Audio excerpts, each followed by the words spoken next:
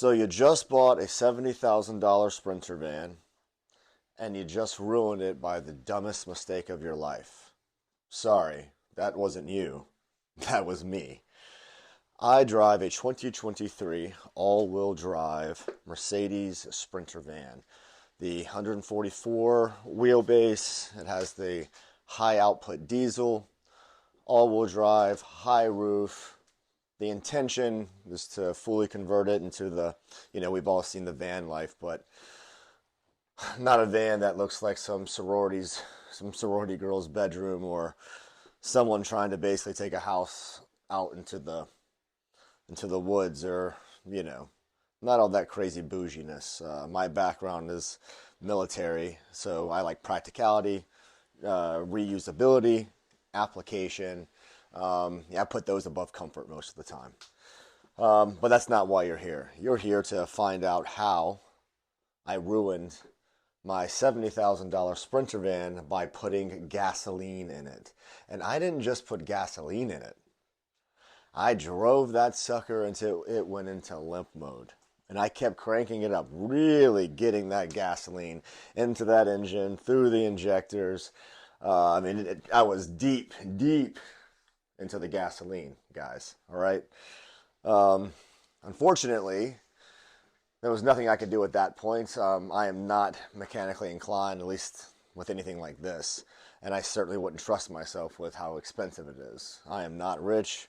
All these things that you guys see on this channel, they're financed. I work really, really hard.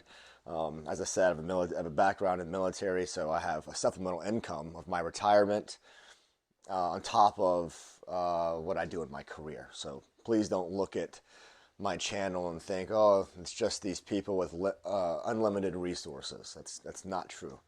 A lot of hard work and blood, sweat, and tears. So when the Sprinter, once I recognized my mistake, it was devastating.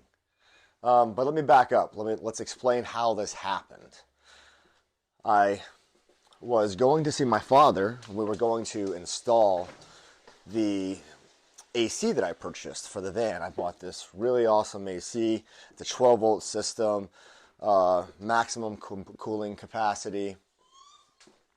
Hey, friend. Sorry, I'm making a video, so excuse this interruption. I'll find some way to cut this out. I don't do this professionally, so if it all comes through as one, that's just how it's going to be. So anyway, let me back up.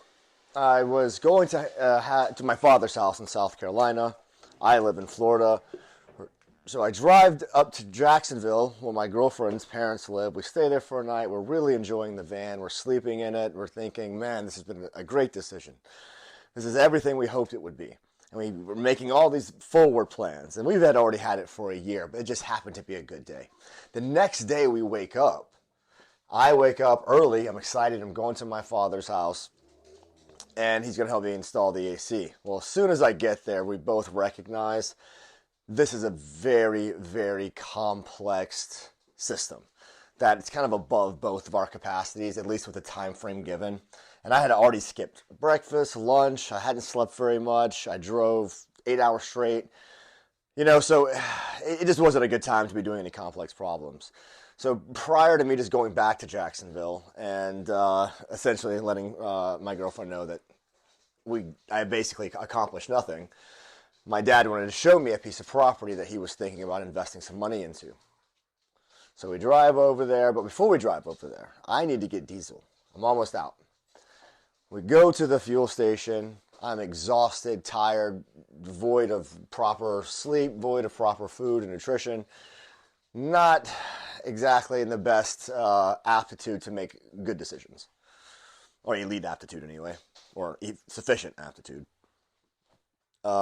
Anyway, so you know where this is going. I put gas in the van. Drove the hell out of it, destroyed it, had it towed to Mercedes. And I'm thinking, okay, they're just going to drain this system. Not a big deal. Blah, blah, blah. Or at worst, I'm thinking, all right, my insurance is going to cover me. I'll file a claim. I'll take the hit, pay the deductible, take longer to get home. An inconvenience, but not necessarily financially life-altering. So I honestly didn't think about it that much. I was very jovial outside of the inconvenience. And a few days go by, I'm reading articles online saying insurance won't pay, and some would, but some wouldn't. So then I started getting a little more anxious, and I got a call from Mercedes, and they said, hey, sir, we have your quote to fix your Sprinter. And it came in at the tune of 16,000 and X amount of dollars. But it was, they said 16,000. I had a stroke. That's too much money. I don't have that kind of money in the bank. It literally changed my life overnight. I canceled all these plans that I had, all these things that I was going to do. And I consulted a bunch of people. They said, listen, that's just how you're going to have to fix it.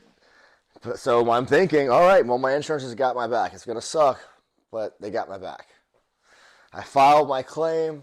I get an email from USAA, and they say, sorry, sir, we do not cover negligent servicing. That's what they called it. That fueling is servicing, and it was negligent servicing. Now, I'm sure a lot of you are thinking, I'm an idiot. Sure, I am an idiot. That was a very dumb moment. But comprehensive coverage covers stupidity, and it should have covered me.